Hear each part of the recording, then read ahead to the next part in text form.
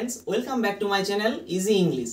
एर आगे भिडियोते तोमरा लेटार सम्बन्धे अवश्य जेनेছিলে, तो आज के तुम्हारे वार्ड सम्बन्धे एकटू जानाबो। ठीक है, ये वार्ड जिनिसटा कि लेटारेर परे किन्तु वार्ड आछे। लेटार आमरा जानी 26टा लेटार हय, एबिसिडि करे ए थेके जेड अब्दि 26टा लेटार हय। तो এই 26টা लेटारके নিয়েই কিন্তু আমাদের ওয়ার্ড বা শব্দ বা পদ। ঠিক আছে, আমরা কিন্তু ভালোভাবে জেনে নেব যে ওয়ার্ড জিনিসটা কি। খুব ইজি ভাবেই জানা যাবে, তোমরা একটু মন দিয়ে দেখবে ভিডিওটা। দেখো, ওয়ার্ড মানে কি?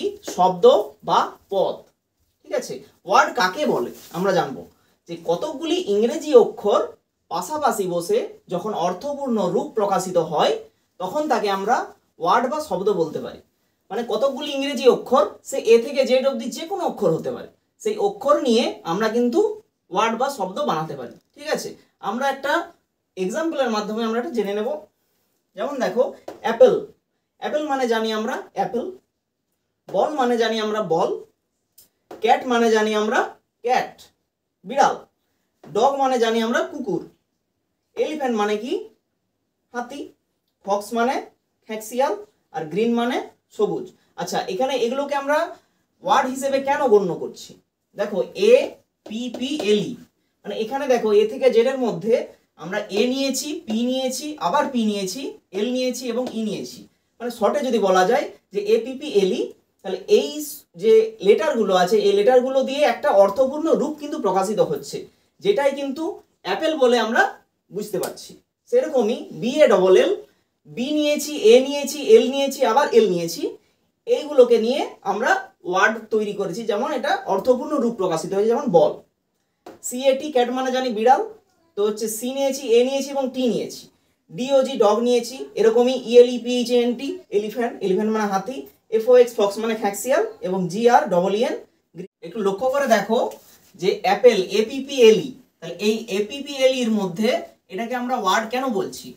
এপিপিএলই মানে আমরা জানি অ্যাপেল। তো এই এপিপিএল এর বদলে যদি আমি নিই পি পি এল ই এ, এটা কি কোনো রকম অর্থপূর্ণ রূপ প্রকাশিত করছে? একদমই করছে না। সেই জন্য এটা কিন্তু একদমই ওয়ার্ড হবে না। ঠিক আছে, আচ্ছা, বি এ ডবল এল, বল। বল মানে জানি আমরা বল। তো এই বলটাকে যদি আমরা ধরো এ এল এল বি, এটাকে দিয়ে যদি আমরা ওয়ার্ড প্রকাশিত করতে চাই, তাহলে কি এটা ওয়ার্ড প্রকাশিত হচ্ছে? একদমই হচ্ছে না। তাই এটাও কিন্তু ওয়ার্ড নয়। ঠিক আছে, সিএটি, ক্যাট মানে কি আমরা জানি বেড়াল। তো সিএটি, ক্যাট একটা অর্থপূর্ণ রূপ প্রকাশিত করছে, কিন্তু সিএটি এর জায়গায় যদি আমি লিখি এ টি সি, এটিসি বলে কি কোনো রকম ওয়ার্ড হয়? একদমই হয় না। তাহলে এটিসি কোনো ওয়ার্ড নয়। দেখো, ডগ মানে কুকুর, তো এই ডগটাকে যদি আমি ও জি ডি লিখি, তাহলে কিন্তু এটা কিন্তু হচ্ছে না, এটা কিন্তু কোনো রকম ওয়ার্ড প্রকাশিত করছে না, তাই এখানেও ওয়ার্ড হবে না। আচ্ছা, এলিফ্যান্ট। এলিফ্যান্ট মানে আমরা জানি হাতি, তো এটাকে আমরা ওয়ার্ড বলতে পারি।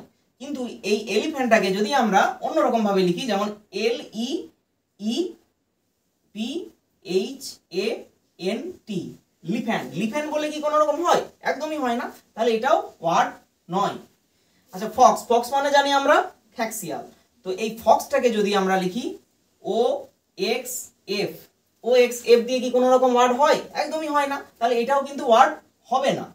আচ্ছা, গ্রিন। গ্রিন মানে জানি আমরা সবুজ। এই গ্রিনটাকে যদি আমরা লিখি আর ই ই এন আর জি, আর ই ই এন জি, এটা দিয়ে কি কোনো রকম ওয়ার্ড হয়? একদমই হয় না। তাহলে এটাও কিন্তু ওয়ার্ড নয়। ঠিক আছে, নেক্সট দেখো, ওয়ার্ডের পর যেটা আমাদের খুব ইম্পর্টেন্ট টপিক, সেটা হচ্ছে সিলেবেল। সিলেবেল জিনিসটা কিন্তু আমাদের খুব কাজে লাগে। যেমন দেখো, সিলেবেল কি? ঠোঁট বা জিভের গতি না বদলে একবারেই উচ্চারণ করা যায় এমন সব শব্দ বা ওয়ার্ড বা বড় কোনো শব্দের একস্বর বিশিষ্ট অংশকে সিলেবেল আমরা বলতে পারি। তো তোমাদেরকে একটু ইজি করে বোঝাই সিলেবেল জিনিসটা কি। আমরা যে কোনো ওয়ার্ড, আমরা এর আগে ওয়ার্ড সম্বন্ধে জানলাম, তো ওই ওয়ার্ডটা কিরকম সিলেবেল, সেই সিলেবেলটাই আমরা জানবো। মানে একেবারে যে উচ্চারণ হয়, মানে জিভের কোনো গতি না বদলে যখন একবারেই কোনো কিছু উচ্চারণ হয়, দেখো সেটা একবারও উচ্চারণ করা যেতে পারে কোনো ওয়ার্ড, দুবারেও কোনোভাবে উচ্চারণ করা যেতে পারে, তিনবারেও করা যেতে পারে, বা তিনের বেশিও করা যেতে পারে, 4 বার, 5 বার, 10 বার, সেভাবে যেভাবেই হোক করা যেতে পারে। তো সিলেবেলের আমরা কয় প্রকার সেটা আমরা জানবো। তো সিলেবেল হচ্ছে 4 প্রকার হয়: monosyllabic word, disyllabic word, trisyllabic word আর পলিসিলেবিক ওয়ার্ড।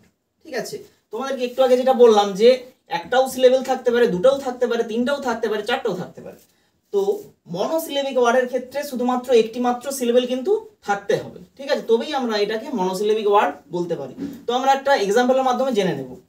তো দেখো এই মনোসিলেবিক ওয়ার্ডটা কোনগুলো হতে পারে, মানে একমাত্র সিলেবেল হতে হবে, একটি সিলেবেল থাকতে হবে, মানে একবারেই সেই ওয়ার্ডটিকে উচ্চারণ করা যাবে। যেমন ধরো আমরা বলতে পারি ক্যাট, বলতে পারি ক্যাট, একবারেই বলে দিচ্ছি, আমাদের দুবার বলতে হচ্ছে না যে ক্যাট, এরকম বলতে হচ্ছে না, ক্যাট আমরা কিন্তু একবারই বলে দিতে পারছি, সেই জন্য কিন্তু আমার এটা মনোসিলেবিক ওয়ার্ড। তো ক্যাটের জায়গায় আমরা অন্যরকমও করতে পারি, যেমন র্যাট করতে পারি, ব্যাট করতে পারি, ঠিক আছে, এরকম অনেক অনেক ভিন্ন ভিন্ন সমস্ত ওয়ার্ড যেগুলো একবারে উচ্চারণ করা যায় সেগুলোকে আমরা কিন্তু মনোসিলেবিক ওয়ার্ড বলতে পারি। দুবারে উচ্চারণ করলে কিন্তু মনোসিলেবিক ওয়ার্ড হবে না, একবারে উচ্চারণ করলেই মনোসিলেবিক ওয়ার্ড হবে। তো নেক্সট দেখো, নেক্সট হচ্ছে ডাইসিলেবিক ওয়ার্ড। ডাইসিলেবিক ওয়ার্ডটা কি না, দুইবার কিন্তু সিলেবেল থাকতে হবে। দুইবার বলতে দেখো, যেমন টুডে বলতে পারি, টুডে, টু ডে, দেখো একবারে কিন্তু উচ্চারণ করা যাচ্ছে না, টুডে এভাবে কিন্তু উচ্চারণ করা যাচ্ছে না, টু ডে, তোমার কিন্তু জিভের কিন্তু গতি আটকাচ্ছেই, টু এর জায়গায় অবশ্যই তোমার জিভের গতি আটকাচ্ছে, যার কারণে কিন্তু এটা ডাইসিলেবিক ওয়ার্ড হয়ে যাচ্ছে, টুডে।